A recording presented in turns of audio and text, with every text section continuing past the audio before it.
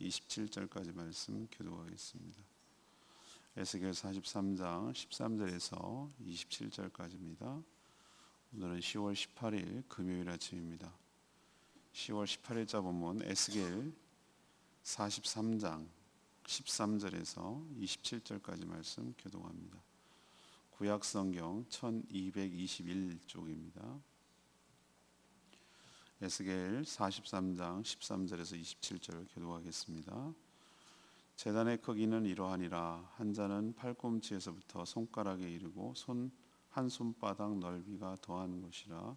제단 밑받침의 높이는 한 척이요 그 사방 가장자리의 너비는 한 척이며 그 가로 둘린 턱의 너비는 한 뼘이니 이는 제단 밑받침이요 이 땅에 닿은 밑받침 면에서 아래층 높이는 두 척이요 그 가장자리의 너비는 한 척이요 이 아래층 면에서 2층의 높이는 네 척이요 그 가장자리의 너비는 한 척이며 그 번제단 위층의 높이는 네 척이며 그 번제단은 바닥에서 솟은 뿔이 넷이며 그 번제하는 바다의 이리는 12척이요 너비도 12척이니 네모 반듯하고 그 아래층의 길이는 14척이요 너비는 14척이니 네모 반듯하고 그 밑받침에 둘린 턱의 너비는 반척이며 그 가장자리의 너비는 한 척이니라. 그 층계는 동쪽을 향하게 할지니라. 그가 내게 이르시되 인자야 주 여호와께서 이같이 말씀하셨느니라. 이 제단을 만드는 날에 그 위에 번제를 드리며 피를 뿌리는 규례는 이러하니라. 주 여호와의 말씀이니라. 나를 가까이하여 내게 수종드는 사도기의 자손 레위 사람 제사장에게 너는 어린 수송아지 한 마리를 주어 속죄 제물을 삼되 내가 그 피를 가져다가 제단의 네 뿔 아래층 네 모퉁이 사방 가장자리에 발라 속죄하여 제단을 정결하게 하고 그 속죄 제물의 수송아지를 가져다가 성전에 정한 처소 그 성소 밖에서 불사를 지며 다음 날에는 흠없는 순염소 한 마리를 속죄 제물로 드려서 그 제단을 정결하게 하기를 수송아지로 정결하게 함과 같이 정결하게 하기를 마친 후에는 흠없는 수송아지 한 마리와 때 가운데서 흠없는 순양 한 마리를 들이되 나 여호와 앞에 받들었다가 제사장은 그 위에 소금을 쳐서 나 여호와께 번제로 드릴 것이며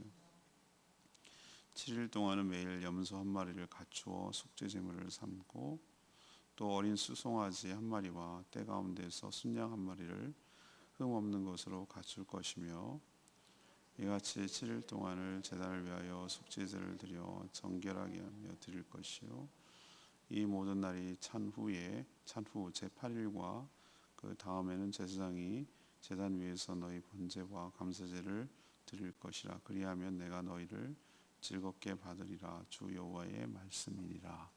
아멘. 하나님은 성전의 법을 어제 이제 언급하셨죠. 그리고 제단의 구조를 오늘 설명하시는데 제단은 3층 정사각형 구조였습니다. 높이를 이렇게 척으로 했지만 한 척을 50cm로 가정을 해서 이 환산을 해보니까 5m 정도 그리고 가장 높은 층은 가로 세로가 6m 이렇게 되는 꽤 큰 제단이었습니다. 바로 사용할 수가 없었고 먼저 어린 수송아지 한 마리를 잡아 피를 제단에 발라야 했습니다. 끝난 게 아니었어요. 그 다음 날부터는 또 순염소, 수송아지, 순양 이렇게 순서대로 속죄 제물을 7일 동안 드린 후에야 8일부터 정상적으로 번제와 감사제가 가능하다. 그리고 그 제사를 받아주시겠다. 이런 얘기를 지금 하고 계시는 거예요. 그래서 오늘 질문은 이 제단을 통해서 제사를 드리는 이 제단을 통해서 우리가 알 수 있는 것은 무엇인가? 요즘 우리는 제사를 드리지 않잖아요. 근데 이거를 통해서 알 수 있는 건 뭐냐는 겁니다.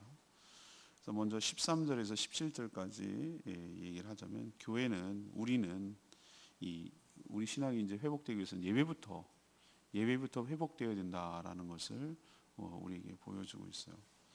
에스겔이 여호와의 영광이 성전 안으로 들어오는 것을 환상을 어저께 경험했다. 어제 얘기를 했죠. 하나님은 성전의 법에 대해서 설명하시면서 가장 먼저 언급하시는 것이 뭡니까? 제단에 대해서 언급을 하세요. 제물을 드리는 그 제단. 제단은 제물이 드려져서 태워지는 장소. 이것을 제단이라고 불러요.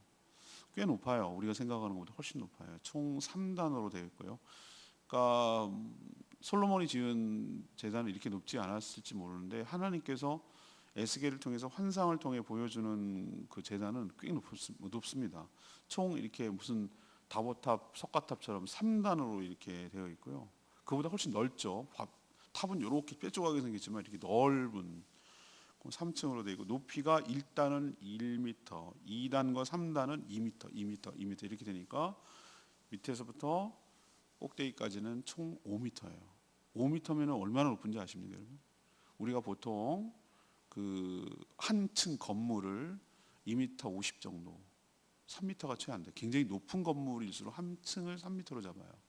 그러니까 거의 5m라고 한다면 2층 높이 정도 되는 건물이 꽤 큰 거죠. 하단과 상단에는 다듬은 돌로 이렇게 고랑이 피가 흘러가야 되잖아요. 그 골이 있고 물도 흘러가야 되고 그래서 턱이 이렇게 있고 도랑이 있어서 거기 비가 내리거나 또 아니면 물 청소해야 되거나 피가 흐르거나 이렇게 하면 흐르도록 이렇게 만들어놨어요. 그리고 중간층은 가로 세로가 이 7m 꽤 넓습니다. 7m면은 그리고 가장 높은 층은 한 1m가 줄어서 6m가 가로 세로가 이렇게 되어 있고 제단 제일 위에 층은 4개는 이게 뿔이 이렇게 귀퉁이에 이렇게 솟아 있어요. 그리고 제단의 계단은 어느 쪽으로 하겠냐면 동쪽. 항상 하나님이 동쪽을 향하게 되어 있어요. 하나님은 이 성전의 법이 많았을 거란 말이죠. 이것저것 규례가 있고 규정이 있는데 왜 제단부터 설명하실까? 그 이유가 있어요. 그 중요하니까, 그만큼 소중하니까. 하나님과 만나고 또 그 임재 가운데 영광을 보기 위해서는 이 제단, 곧 예배가 먼저 선행되어야 하기 때문에 이것부터 얘기하시는 거예요. 성도들의 공동체, 교회가 바로 성도들의 공동체인데 여러 가지 일이 많아요. 이 교회가 하는 여러 가지 기능이 많죠. 주님 오시는 그날까지 복음과 선교하는, 복음을 전하는, 그리고 말씀을 배우고 양육하는, 그리고 친교와 교제가 일어나는 여러 가지 기능이 많이 있지만 가장 중요하다고 여겨지는 것이 예배 공동체예요. 예배 공동체. 하나님을 경배하고 예배하는 예배 공동체인 것을 잊지 말아야 되는 것이죠. 그래서 오늘 말씀을 통해서 우리에게 첫 번째로 주시는 교훈은 이거예요. 교회가 교회답기 위해서는 아니면 성도가 성도답기 위해서는 무엇이 먼저 회복되어야 되냐? 예배가 죽으면 우리 신앙이 죽는 거예요. 그래서 예배가 온전히 회복되어야 한다라는 것을 우리에게 오늘 처음으로 그것부터 언급하시는 거면 그 이유가 있을 거란 말이죠. 그것부터 알 수 있는 것입니다. 그래서 우리도 온전히 하나님께 드리는 예배가 신령과 진정으로 드리는 예배가 온전히 회복되어서 하나님과의 관계가 회복되고 하나님이 주시는 은혜와 축복을 받아 누리는 저와 여러분 되기를 소망합니다. 두 번째 얘기는요, 18절에서 20절까지 말씀인데요. 예배의 근본은 주의 보혈에 있다라는 것을 우리에게 가르쳐주고 있어요. 오늘 예배에 대해서 포커스를 두고 있거든요. 제단 구조에 대해서 우리는 알 필요 없어요. 우리가 여기다가 제단을 왜 안 드리죠? 예수 그리스도가 지금 방금 얘기할 거예요. 예수 그리스도께서 제사장, 대제사장과 제물이 되셔서 단번에 완벽하게 동물이 아닌 사람으로서 제물이 되어 죽으셨기 때문에 더 이상 이제는 제물을 드릴 이유가 없는. 얼마나 감사해요? 하나님께 나가야 되는데 우리 그런 식으로 하면 거덜나요. 양 한 마리가 얼마인데 소 한 마리도 얼마고, 그죠? 우린 비둘기 내기도 힘들어. 비둘기 내기도. 그런데 이렇게 예수 그리스도의 보혈을 의지하고 나갈 수 있는 길을 열어주시니까 얼마나 감사한지 모르는 거예요. 그 얘기를 지금 하는 거예요. 제단으로서의 기능을 발휘해야 하기 위해서 그 과정이 굉장히 복잡해요. 하나님께서 그 얘기를 해놨어요. 쭉 7일 동안의 속죄 과정을 통해서 정결하게 만들어야 되는 거예요. 제단부터 정결해야 거기서 올려지는 제물이 거룩할 거 아니겠어요? 먼저 아무나 막 이렇게 할 수가 없어요. 제사를. 사독 계열, 그러니까 여러 라인이 있는데 사독의 후손들, 그러니까 레위 지파 중에서도 또 아론의 자녀들 중에서도 또 사독이 있었어요. 나머지 막 타락하고 망가져가지고 이게 다 사라졌어요. 그 온전하지 못한 거예요. 그래서 사독의 자손들이 레위 제사장이 이제 되어서 먼저 해야 될 게 어린 수송아지 한 마리를 잡아야 돼요. 어린 수송아지. 그리고 그 피를 받잖아요. 죽일 때 피를 다 빼야 되거든요. 피를 빼서 피를 가지고 뭘 하냐면은 제단 뿔, 모퉁이, 사방 가장자리, 그러니까 겉면이죠. 겉면. 제단에 겉면을 피로 다 바르는 거예요. 이게 깨끗하다고? 이렇게 우리는 생각하면 좀 이상하죠. 근데 하나님이 보는 관점과 우리가 보는 관점이 다르다라는 걸 여러분 아셔야 돼요. 저는 생각할 때 아니 이게 무슨 피를 바르는 게 꼭 깨끗하고 더러워지는 거 아니야? 사람이 피 보면 놀래잖아요. 그죠? 그 피를 막 이렇게 범벅을 해서 바르면은 그냥 봐도 놀래겠다. 사람 피가 아니래도. 그죠? 그런데도 그렇게 하라는 거예요. 그리고 그렇게 죽은 수송아지는 어떻게 하냐면 제단에 태워지는 게 아니에요. 아직 거래지지 않았기 때문에. 그 용도는 뭐냐? 피 때문에 그런 거예요. 피는 생명이기 때문에. 왜 피를 그렇게 하시는지 여러분 아셔야 돼요. 피가 곧 그 생명이기 때문에 생명을 바쳐서 그 죄를 깨끗하게 한다는 뜻이에요. 생명이 드려져야, 생명이 죽어야 속죄되어야, 그래야 속죄된다는 거예요. 그리고 그 수송아지는 어떻게 할 일 다 있으니까 더러워지는 거예요. 그 수송아지는 정한 곳 바깥에 가서 불 태워서 없어지는 거예요. 죄가 사라져야 돼요. 소멸돼야 돼요. 죄로 사라져 버려야 돼요. 그래야 하나님께서 정결하게 하는데, 그게 첫 번째 하는 날이고요. 그 다음 날부터는 이거 복잡해요. 첫 번째는 순염소 한 마리를 속죄 제물로 드리고, 그다음에 수송아지처럼 드리라고 그랬어요. 이번에 순염소예요. 그 다음 날부터. 그리고 흠없는 수송아지 드리고, 또 순양 한 마리를 드리고, 여긴 또 소금을 쳐야 돼. 소금을 쳐서 변하지 않는다는 걸 상징하니까. 요 세 가지, 순염소 한 마리, 흠없는 수송아지, 순양, 요 세 가지를 7일 동안 계속 사이클이 도는 거예요. 3, 7, 20일 21마리가 죽어야 되는 거죠. 첫날 죽은 수송아지 외에 죽어야 되는 거예요. 자, 왜 피를 바르고 짐승을 태우는 것이 우리를 정결하게 하는 걸까? 우리 생각에는 더 더러워지는 것 아닐까? 근데 우리 관념과 하나님 생각은 다르다고 제가 말씀드렸어요. 우리는 위생관념으로 봅니다. 위생관념, 그죠? 변기가 더러워졌네, 세면대가 더러워졌네, 식기가 더러워졌네, 우린 이렇게 생각하는 거예요. 어떤 이물질이 묻었네 라고 생각하는데, 하나님께서 더럽다고 하는 건 뭡니까? 죄예요. 죄가 더러운 거예요. 근데 죄는 뭘로만 속죄가 가능하냐면은 그러니까 그 죄값을 치러야만 깨끗이 없어지는 거예요. 죄가 그냥 없어지지 않는 거예요. 그럼 그 죄값을 치르는 것은 뭐밖에 불가능하냐면은 생명밖에 불가능한 거예요. 다른 것 갖고는 될 수가 없어요. 죄는 죄값을 치른다는 게, 가장 죄값을 잘 치르는 게 뭡니까? 우리가 아무리 잔혹한 죄를 저지르는 사람도 우리가 할 수 있는 최대의 벌과 뭡니까? 그게 죽이는 것밖에, 사형밖에 없어요. 다른 방법은 뭐가 있어요, 여러분들? 죄는 최고의 죄값을 치르는 것은 생명을 드리는 거예요. 애꿎은 보세요. 애꿎은 동물들이 엄청 많이 죽었어요. 뭘 위해서? 인간이 저지른 죄를 속죄하기 위해서. 구약에 뭐라고 그랬죠? 생명은 피에 있다고 했어요. 피는 곧 생명이라고 그랬어요. 피를 흘려서 바른다는 얘기는 뭘 의미하는가? 그 생명을 들여서 그 속죄한다는 의미예요. 그래서 우리의 생각과 하나님의 생각이 다르거든요. 그걸 보면은 우리가 생각할 때는 이게 더 더러울 것 같은데 그렇지 않다는 거예요. 이런 과정을, 이게 7일 동안 한 이 모든 것들을 뭐라고 합니까? 이걸 보고 비로소 속죄 과정이라고 부르는 거예요. 제단을 거룩하게 하는 것이에요. 우리에게 두 번째로 알려주시는 것은 뭐죠? 온전한 우리가 예배를 드리기 위해서는, 하나님께 예배를 드리기 위해서는 뭐가 밑받침이 돼야 된다는 거예요? 속죄가 전제돼야 되는데, 죄가 있는 상태에서 하나님이 그 예배와 제사를 받을 리가 없고, 그러면 속죄를 해야 된다. 그러면 속죄를 어떻게 하느냐? 오로지 예수 그리스도의 보혈만이 우리의 죄를 속죄할 줄로 믿습니다. 그래서 우리 찬양하잖아요. 예수 주의 보혈 능력이 있도다, 이 찬양하잖아요. 그 예수의 보혈만이 우리를 깨끗하게 하실 줄로 믿습니다. 그래서 보혈을 의지하고 하나님께 나가는 것이, 우리가 뭘 근거로 나가겠어요? 이 더럽고 추하고 더 얼룩지고 죄 많이 짓고 생각으로 행동으로 말로 엄청난 죄를 짓고 양산하고 죄 범벅이 되어서 누더기들처럼 더덕더덕 먼지 묻은 것처럼 이렇게 죄 가운데 살아온 인간이 어떻게 지어 마시고 거룩하고 죄가 하나도 없는 그분께 나갈 수가 있겠냐 말이죠. 말도 안 되는 거예요. 말도 안 돼요.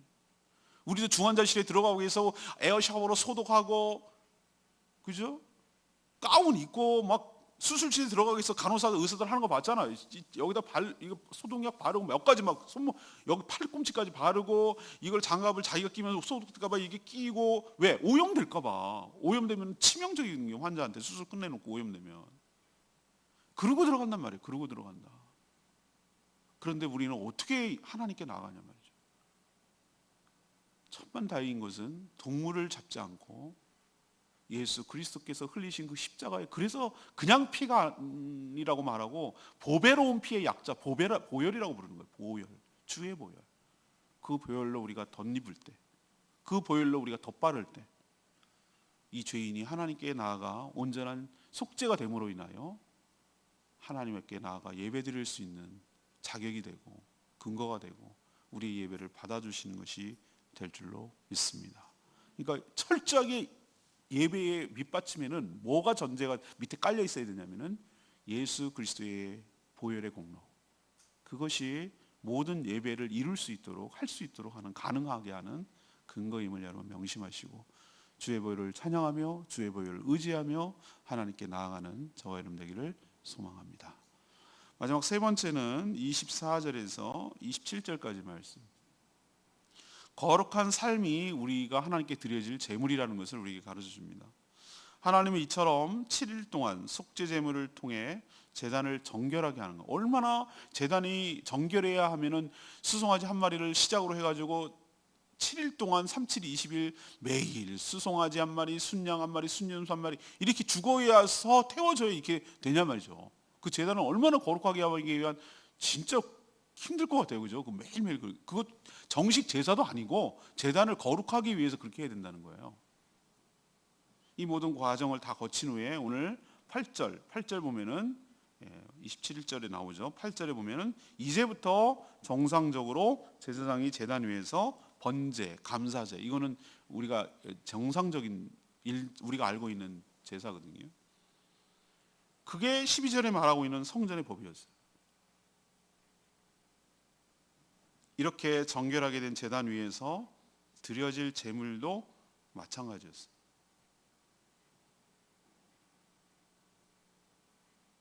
전부 다 제단을 위에서 드려질 제물의 기준을 보면 모두 흠없는 이라는 앞에 형용사가 붙어요. 흠이 없는.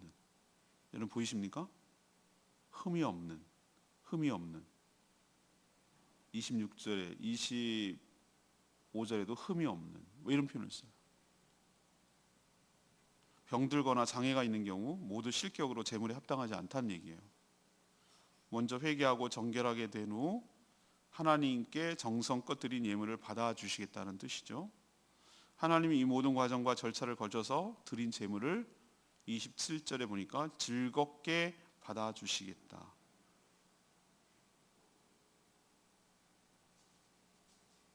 제물을 즐겁게 받아주시겠다고 했습니까? 27절에 잘 보십시오. 내가 누구를? 너희를 이라는 표현을 했어요. 저는 여기에 오늘 은혜가 됐어요. 이게 예배 핵심이라는 것을 발견했어요. 분명히 드려지는 건 뭡니까? 제물입니다.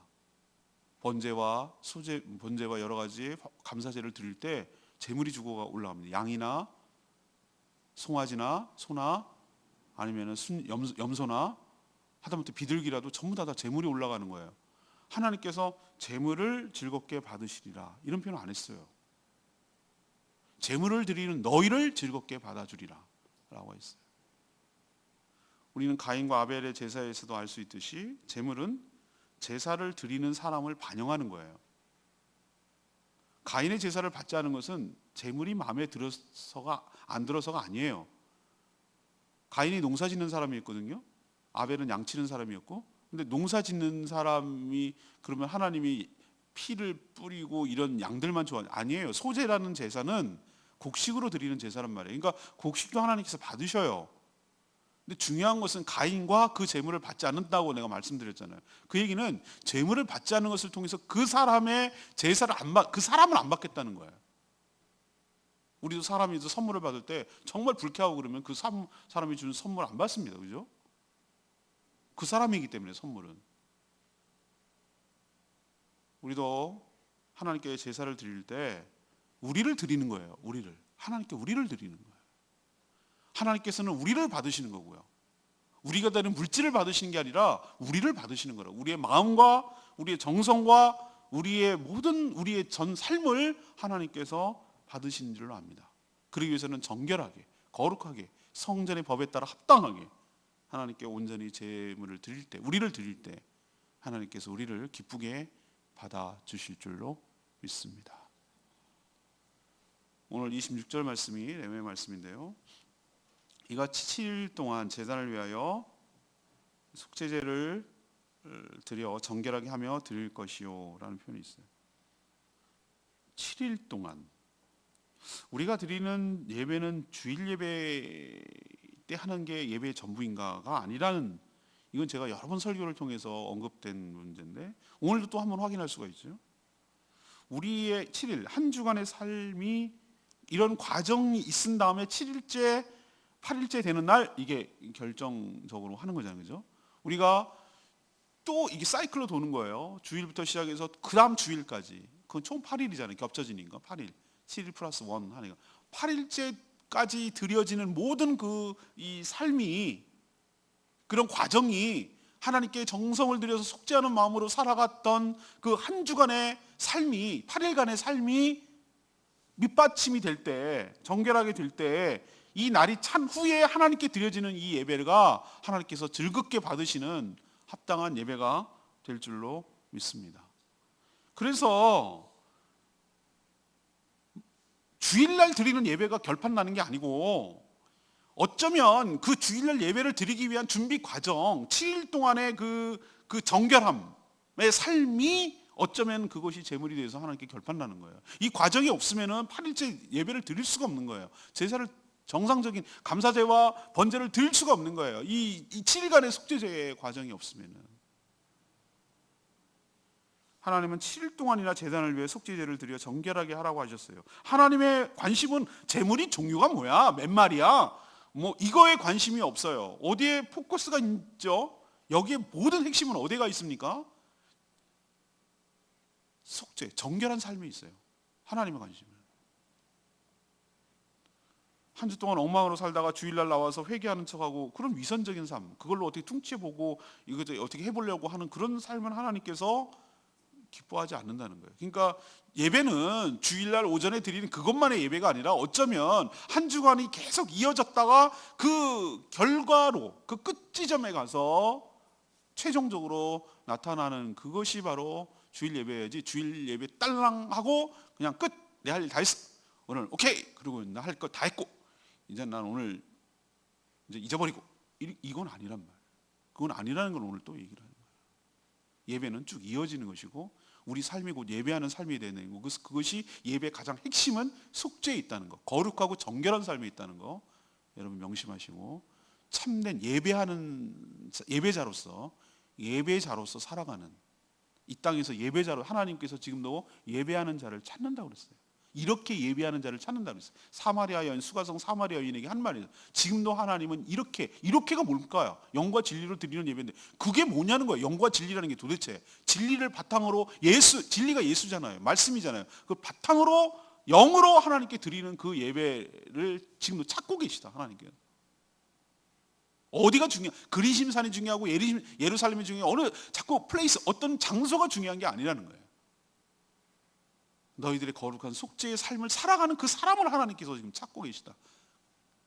이 제주 땅에 여러분이 참되게 예배하는 자로 살아가는 참된 예배를 지금 찾고 계신데 저희 교회가 되기를 원하고 여러분이 되기를 소망합니다. 오늘 제단에 대해서 설명하고 얘기를 했지만 사실은 요즘 우린 제단이 없잖아요. 제가 말씀드렸잖아요. 이런 제단 구조가 어떠니 뭐 이런 거에 우리 포커스를 두지 말고 제단 구조를 설명한 뒤에 어떻게 하면 제단을 거룩하게 하기 위한 하나님께서 방법을 쭉 설명하는 것 가운데서 우리에게 주시는 교훈과 이걸 찾는 게 중요하거든요. 첫 번째는 이 제단을 통해서 예배라는 것에 저는 포커스를 두고 오늘 말씀을 드렸는데, 첫 번째는 뭡니까? 성전이 성전답기 위해서 가장 먼저 언급되는 게 제단이라고 그랬잖아요. 그러니까 교회가 교회답고 내가 크리스찬으로서 성도로서의 거룩한 신자로서 살아가는데 가장 중요한 것은 하나님 뭐에 관심 있느냐, 네가 얼마큼 봉사하고 섬기고 복음을 전하고 이거 다 좋아요. 다 좋은데 하나님께서 뭐가 전제가 되고 뭐가 우선되어야 되냐면 예배가 회복되어야 된다. 이게 안 되면 나머지 것이 될 일도 없겠지만 아무 의미가 없다. 관계가 회복되고 하나님이 하나님 되고 내가 나됨의 그 표시가 예배예요. 예배.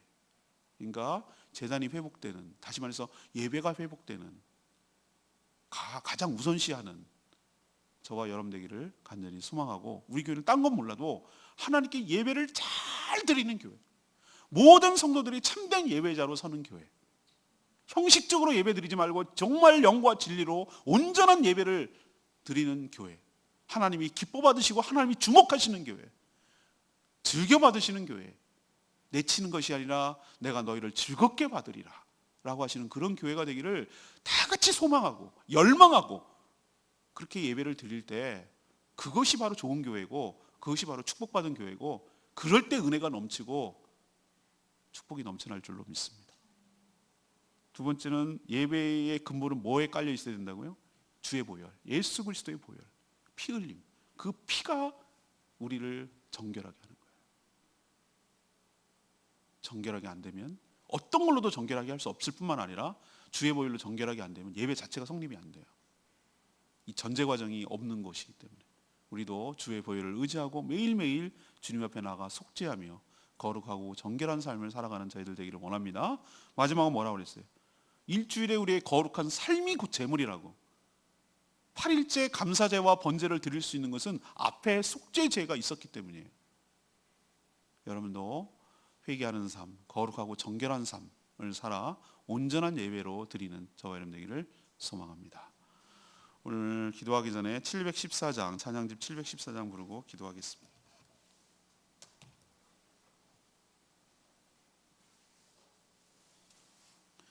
찬양집 714장 정결한 마음 주시옵소서. 714장입니다.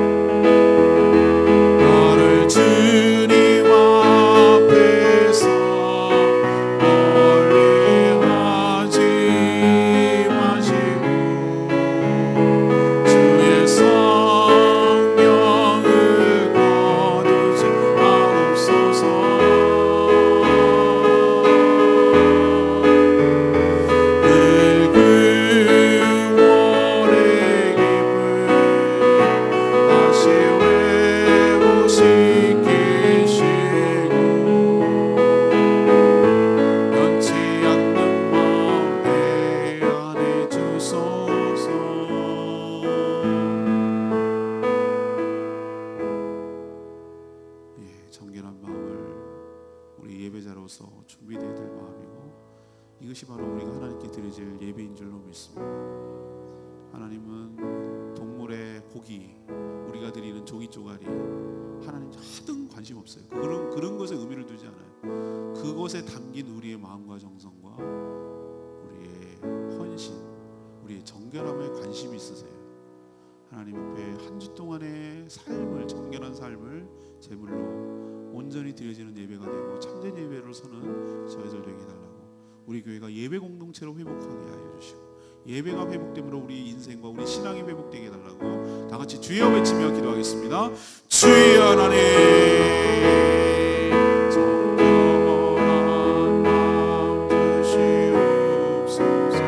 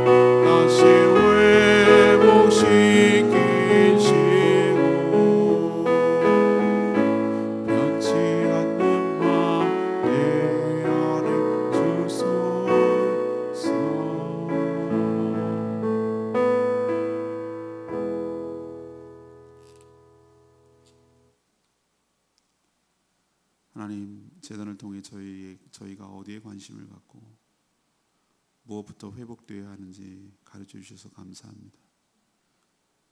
무너진 재단이 다시 세워지고 제사가 정상적으로 드려지듯 저희의 무너진 예배가 온전히 회복되게 하여 주시옵소서. 예배를 통해 하나님의 영광을 경험하고 그 풍성한 은혜를 누리게 하여 주시옵소서. 온전한 예배를 위해 그리스도의 보혈을 의지하며 참여하게 하시고 그 모든 죄와 허물을 다 사해 줘서 정결한 상태에서 우리의 헌신이 드려지게 하여 주시옵소서. 한 주간의 정결한 삶이 하나님께 드려지는 유일한 예물이 될 수 있음을 기억하고 우리가 정결하고 거룩한 삶을 살아갈 수 있도록 은혜를 부어 주시옵소서. 오늘도 간구하는 기도마다 하나님께서 응답하여 주시옵시고 간구조차 못하는 분들을 위하여 대신 기도할 때 하나님 그 기도조차 들어주시고 우리가 생각하는 것보다 넘치는 복으로 응답하여 주시기를 원합니다. 또 오늘 어린이들을 대상으로 복음을 전할 때 어린이들 마음속 가득히 복음이 심겨지고 때가 되면 새싹이 나고 자라서 열매를 맺도록 주님 축복하여 주시기를 원합니다. 또 목장 모일 때마다 주님 축복하시고 은혜가 풍성한 목장이 되도록 은혜 베풀어 주시옵소서. 오늘 하루도 주님이 기뻐하시는 삶을 살기를 원합니다.